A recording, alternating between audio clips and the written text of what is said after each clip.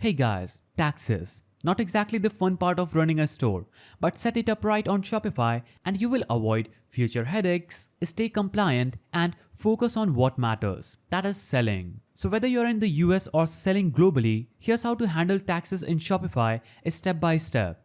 So from your Shopify admin, go to settings at the bottom left of the screen, then click taxes and duties, that is this button. Now, this is your command center for all things tax related.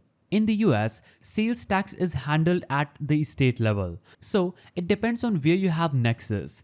That's a fancy way of saying where your business has a presence. Click United States here. You'll have to add the taxes and duties for your country. So I will, for example, click on United States. Then add the states where you are required to collect tax. Shopify will auto calculate rates based on your location and buyer's location.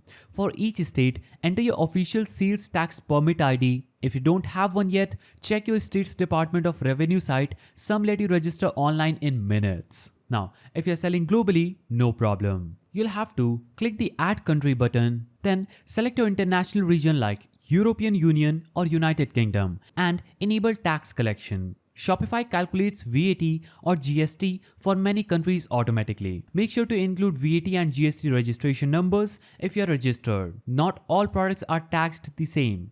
For example, clothing might be taxed different in New York inside each product listing. So scroll down to the tax section and make sure that the right boxes are checked, especially for tax exempt items like digital goods or groceries. You can also choose to show prices with tax included or add it at checkout. You can go to your tax setting and select the pricing styles that fit your market after you choose your country and start editing your tax. The page will look something like this. So, Shopify now offers Shopify Tax, which gives you better visibility into tax rates, liability insights, and automatic updates. It's free for most stores with advanced features if you need them. So, setting taxes isn't glamorous, but it's crucial. Spend 15 minutes today and save yourself hours of stress later. And remember, if you're unsure, consult a tax professional.